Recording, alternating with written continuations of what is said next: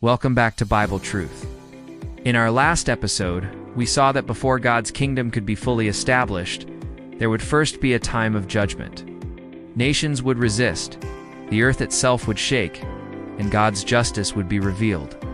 Yet even through all of that, His plan stood firm, preparing the way for peace, glory, and the future that He has promised. Now, in this episode, we move beyond that time of judgment. Take the next step into the hope that follows, the beginning of God's kingdom on earth. The scriptures paint such a beautiful picture of what happens once the Lord Jesus Christ is enthroned in Jerusalem. The time of resistance will come to an end, and nations will turn from war to worship. Psalm 72 verses 10 and 11 tell us, "The kings of Tarshish and of distant shores will bring tribute to him. The kings of Sheba and Seba will present him gifts. All kings will bow down to him, and all nations will serve him." That's not just poetry, it is prophecy. When Jesus reigns as king, leaders of nations will recognize his authority. Instead of rebelling against him, they will bring their wealth, their gifts, their honor before him.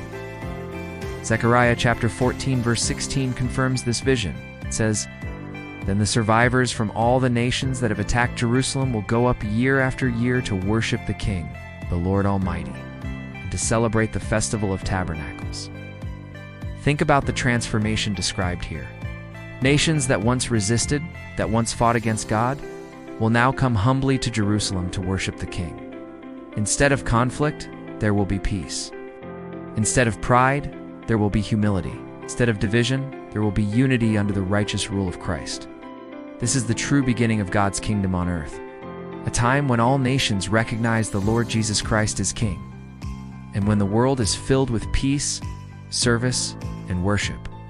So we've seen that after the judgments, the kingdom begins with nations streaming to Jerusalem to worship the King. That moment marks the start of a new world, where the glory belongs to God and His Son. But this brings us to an important question. Who will actually live in this kingdom? The Bible tells us about two groups.